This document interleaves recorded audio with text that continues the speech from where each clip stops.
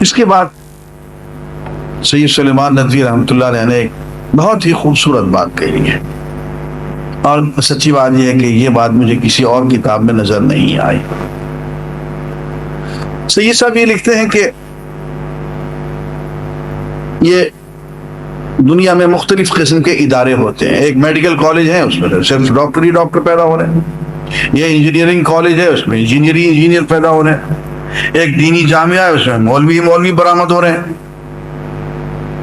کہتے ہیں یہ مختلف قسم کے اسکول، مختلف قسم کے کالج ہوتے ہیں، ایک ہی صنف کے لوگ اس میں سے تربیت اور تعلیم پا کے نکلتے ہیں۔ کہتے ہیں لیکن بعض دفعے ایک بہت بڑی یونیورسٹی بھی ہوتی ہے جس میں سے تمام شعبے کے لوگ، میڈیکل ہو، انجینئرنگ ہو، آرٹس ہو، تمام مضمون کے لوگ، ہر طرح کے لوگ اس میں سے تیار ہو کے نکلتے ہیں۔ بالکل، اور تمام انبیاء کے مقابلے میں حضور کی مثال ایسی ہے جیسے وہ الگ الگ انسٹیٹیوشنز ہوں، الگ الگ وہ ادارے ہوں، اور یہ ان تمام اداروں کو جمع کرنے والی ایک یونیورسٹی ہو جس میں تمام اداروں اور ان کے سبجیکٹس اور ان کے جتنی بھی وہ سب کے سب وہ سمٹ اصناف ساری کی ساری سمٹ کر آ گئی ہوں۔ اب اس کو انہوں نے اتنی خوبصورتی سے بیان کیا ہے کہ دیکھو حضور کی شخصیت کے ارد گرد اس قسم کے شاگرد جلوہ گر ہیں، اور میں سمجھتا ہوں اس میں انہوں نے بہت داد تحقیق دی ہے۔ وہ کہتے ہیں کہ زیادہ نہیں تو 1,00,000 شاگرد تمہیں حضور کی تربیت گاہ سے فارغ و تحصیل ہوتے ہوئے نظر آئیں گے۔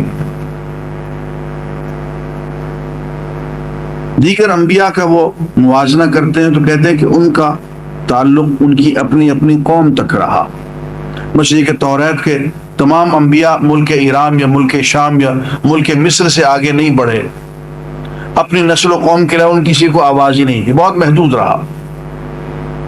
خود حضرت عیسیٰ علیہ السلام بھی جیسے کہ میتھیو چیپٹر 7 میں ہے کہ اپنی کھوئی ہوئی بھیڑوں کی تلاش میں تھے اور غیروں کو تعلیم دینا پسند بھی نہیں فرماتے تھے۔ تو جملہ ہے جو انجیل میں لکھا ہوا کہ غیروں کو تعلیم دے کر ہم بچوں کی روٹی کتوں کے آگے ڈالنا پسند نہیں کرتے۔ تو اپنی قوم سے باہر وہ کوئی کام کرنے کو بھی تیار نہیں تھے۔ لیکن پہلی بات تو یہ ہے کہ حضور اکرم صلی اللہ علیہ وسلم کی خدمت میں پوری دنیا سے لوگ آ گئے۔ ادھر کیا ہے، صہیب روم سے چلے آ رہے ہیں، بلال حبشہ سے چلے آ رہے ہیں، اہل مکہ تو ہیں ہی، فارس سے سلمان چلے آ رہے ہیں، پورا ایک گروپ دنیا کے تمام علاقوں سے لوگ چلے آ رہے ہیں۔ یمن والوں نے تو حد ہی کر دی، اور حضور اکرم صلی اللہ علیہ وسلم نے اہل یمن کی تو بے حد تعریف کی۔ بحرین کے لوگ ہیں، ارد گرد پورے عرب کے ارد کے جتنا بھی علاقہ ہے سب لوگ ہجرت کر کے حضور کی خدمت میں آتے ہیں، اور ان میں خود ہیڈز آف دی اسٹیٹس کی اتنی بڑی تعداد ہے کہ میں تو بعض ہیڈز آف دی اسٹیٹس کو دیکھ کے حیران ہوتا ہوں کہ وہ اپنی بادشاہت چھوڑ کے حضور کی خدمت میں آ کے بیٹھ جاتے ہیں۔ یہ بھی بہت ساری مثالیں انہوں نے اس میں دی ہیں۔ اس میں کہتے ہیں کہ یہ ابو ذر اور انیس غفاری ہیں، یہ تہامہ سے آئے ہیں، غفاری قبیلہ سے، اور یہ ڈاکوؤں کا قبیلہ تھا۔ اور ابی ذر غفاری رضی اللہ تعالیٰ عنہ وہ ہیں جن کے تقوی اور جن کی صدق بیانی کی بنیاد پہ حضور نے ان کو مسیح الاسلام کا لقب دیا۔ ایک شخص کی پورا خاندان ڈاکوؤں کا ہے، وہ مسیح الاسلام بن رہا ہے۔ اچھا، ابو ہریرہ اور طفیل بن عمرو ہیں، یہ یمن سے آئے، دوسی قبیلہ کے ہیں۔ ابو موسیٰ اشعری اور معاذ بن جبل ہیں، یہ یمن سے آئے۔ زماد بن ثعلہ یہ قبیلہ ازد کے ہیں۔ اچھا، خباب بن ارت ہیں، یہ دور قبیلہ تمیم سے آئے ہیں۔ منقذ بن حبان، منذر بن عائد، عبدالقیس، یہ عبدالقیس کے قبیلے کے ہیں، بحرین سے آئے ہیں۔ عبید جعفر عمان سے آئے ہیں۔ بلال حبش سے، صہیب روم سے، ایران سلمان فارسی ایران سے، فیروز دیلمی وغیرہ یہ سب، مرکبوت یہ سب ایران سے آئے ہیں۔ پوری ایک جماعت کی جماعت ایران سے آ گئی۔ حبش کے نجاشی ہیں اسمحہ، یہ بھی حضور پہ ایمان لاتے ہیں. یہاں میں چند سطریں پھر کوٹ کروں گا. ایک طرف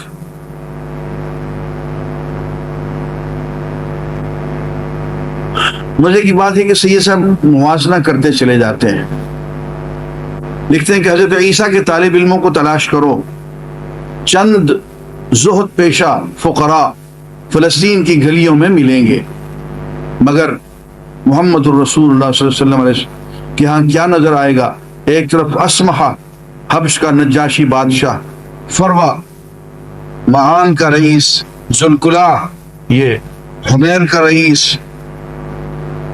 عامر بن شہر یہ قبیلہ حمدان کا رئیس، فیروز دیلمی اور مرکبود یہ یمن کے رئیس، اور عبید جعفر یہ عمان کے رئیس.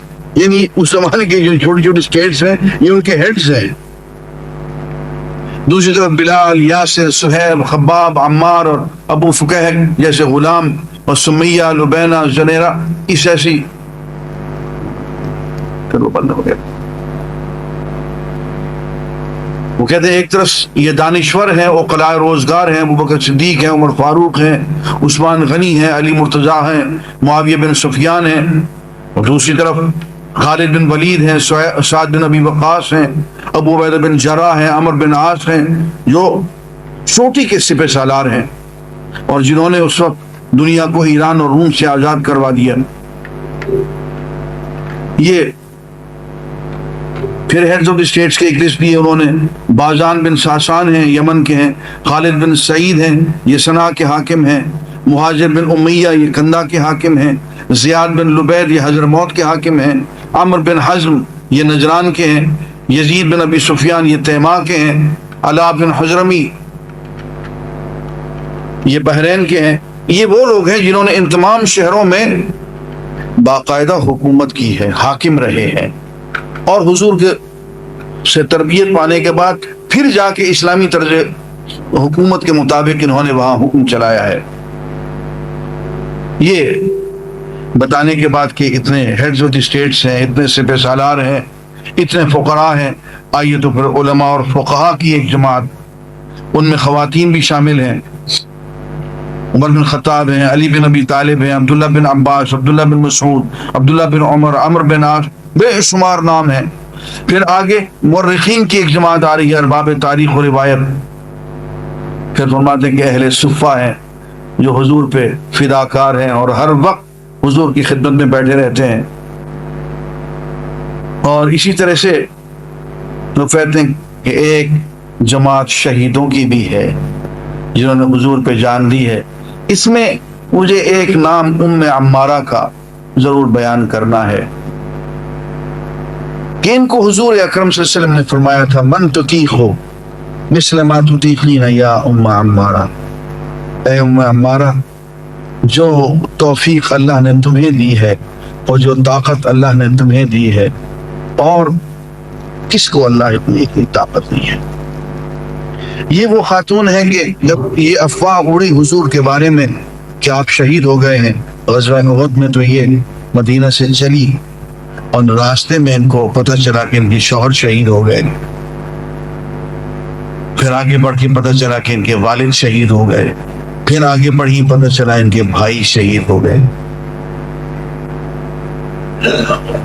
اور ہر مرتبہ یہ انا للہ و انا الیہ راجعون کہتے ہوئے آگے بڑھی اور صرف حضور کی خیریت پوچھتی گئی. اور جب حضور کے خیمے تک پہنچ گئی، صفوں کو چیرتے ہوئے جان پہ کھیل کے، اور حضور کو انہوں نے زندہ اور سلامت دیکھا، تو بہت خوبصورت تاریخی جملہ کہا کہ کل مصیبت بعدک جلل یا رسول اللہ، یا رسول اللہ آپ زندہ ہیں تو اب کوئی مصیبت نہیں ہے. اس کو میں نے 8-10 شعروں میں نے شیئر کیا ہے اس پورے واقعے کو. اگر مجھے کسی نے یاد دلایا تو وہ میں نعت انشاءاللہ لے کے آؤں گا. اس کا صرف 2 شعر سنا دیتا ہوں جو ام عمارہ کے الفاظ میں ہے کہ باپ بھی، شوہر بھی، برادر بھی، تصدق تیرے نام، تو اے محبوب سلامت ہے تو کس بات کا غم، تو ہے رہبر تو قدم بوس ہے منزل خود ہی، تیرا مکھڑا ہے مقابل تو جہاں تاب ہے ہم. بقیہ 6-7 شعر مجھے یاد نہیں ہے. تو وہ یہ عمارہ ہیں، اس جذبے کے لوگ. اور بعض لوگوں کی شہادت کے حالات دیکھ کے تو سچی بات یہ ہے کہ یوں محسوس ہوتا ہے کہ اتنی قربانی آج تک انسان نے کبھی کسی کاز کے لیے نہیں دی ہے جتنی کہ حضور اکرم صلی اللہ علیہ وسلم کے صحابہ نے دین اسلام کے لیے دی ہے. حضرت یاسر، اب دیکھیں نا، باپ بھی شہید ہو گیا، ماں بھی شہید ہو گئی، اور خود وہ آ گئے حضور کے پاس، یا رسول اللہ میری ماں بھی شہید ہو گئی، میرا باپ بھی شہید ہو گیا، عمار بن یاسر. اور فرماتے ہیں کہ یا عمار تقتلک فئۃ باغیہ، عمار تم بھی شہید ہو جاؤ گے. جہاں یہ زندگی گزر رہی ہو. حضرت بلال کو گرم ریت پہ لٹایا تھا، اوپر وزنی پتھر رکھ دیا جاتا ہے، زبان باہر آ جاتی. خباب بن ارت ہے کہ ان کو جب پکڑ کے لایا جاتا ہے کہ اچھا اسلام قبول کر لیا ہے، تو دہکتے ہوئے انگاروں پہ ان کو لٹا دیا جاتا ہے، ہلنے نہیں دیا جاتا ہے. اس وقت تک نہیں ہل پاتے جب تک کہ وہ انگارے نیچے سرد نہیں ہو جاتے. زندگی بھر ان انگاروں کے نشان پورے جسم پہ رہے. یہ قربانیاں کوئی ایک مذاق کی بات نہیں ہے، یہ لوگوں نے دی ہیں حضور کے لیے، دین کے لیے. اور یہاں سید سلیمان ندوی رحمۃ اللہ علیہ نے خوبصورت جملہ لکھا ہے. وہ فرماتے ہیں کہ دنیا کے ایک مشہور مذہب کو صرف ایک سولی پر ناز ہے، لیکن دیکھو کہ اسلام میں کتنی سولیاں، کتنے مذبح اور کتنے مقتل ہیں.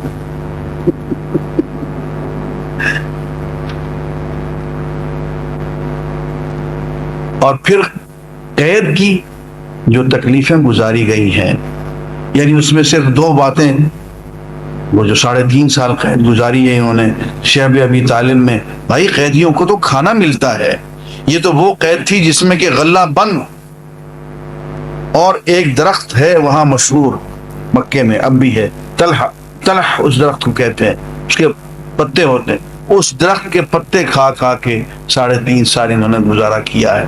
اور ایک صحابی عتبہ بن غزوان کہتے ہیں کہ ہم 7 مسلمان تھے، ان غیر فطری غذاؤں کو کھا کر ہمارے منہ زخمی ہو گئے. سعد بن ابی وقاص کہتے ہیں کہ ایک رات بھوک کی شدت سے ایک سوکھا چمڑا مل گیا تو اسی کو دھو کر آگ پر بھون کر اور پانی میں ملا کر میں نے کھایا. تو یاد رہے یہ سعد بن وقاص وہی صحابی ہیں جنہوں نے ایران فتح کیا تھا، لیکن چمڑے کھا کھا کے انہوں نے. اور یہ سعد بن وقاص وہی صحابی ہیں. تمام صحابہ حضور سے کہا کرتے تھے فداک ابی و امی یا رسول اللہ، یا رسول اللہ ہمارے ماں باپ آپ پہ قربان ہوں. اور یہ سعد بن ابی وقاص وہ صحابی ہیں جن کو حضور نے کہا تھا فداک ابی و امی یا سعد بن وقاص. غزوہ بدر میں اتنی خوبصورتی سے تیر اندازی کی کہ حضور نے ان سے فرمایا سعد بن ابی وقاص تجھ پہ میرے ماں باپ قربان ہیں. ان لوگوں نے یہ زندگی گزاری ہے کہ 3.5 سال تک انہیں کھانے کو کچھ نہیں ملا اور پتوں پہ اور چمڑوں پہ انہوں نے گزارا کیا ہے. اور فرماتے ہیں کہ صحابہ کی ایک جماعت جو ہے وہ ایسی بھی ہے کہ انہوں نے ہر قسم کی قربانی کر دی ہے. یہ سب کچھ انہوں نے کہا کہ یہ ہمارے نبی رسول صلی اللہ علیہ وسلم کی یہ یونیورسٹی ہے جس میں ہر طرح کے لوگ سامنے ہیں، بڑے سے بڑے سپہ سالار بھی ہیں، ہیڈز آف دی اسٹیٹس بھی ہیں، بڑے سے بڑے قانون دان بھی ہیں، فقیہ بھی ہیں، علماء بھی ہیں، مورخ بھی ہیں، شہید بھی ہیں اور قربانیاں کرنے والے لوگ بھی ہیں. اور ہاں بڑے بڑے تاجر بھی ہیں، اللہ کے راستے میں 700 اونٹ 900 اونٹ اللہ کے راستے میں غزوہ تبوک میں دینے والے ہیں. اور ایسے فداکار بھی ہیں گھر سے جھاڑو دے کے چلے گئے. پروانے کو چراغ ہے، بلبل کو پھول بس، صدیق کے لیے ہے خدا کا رسول بس.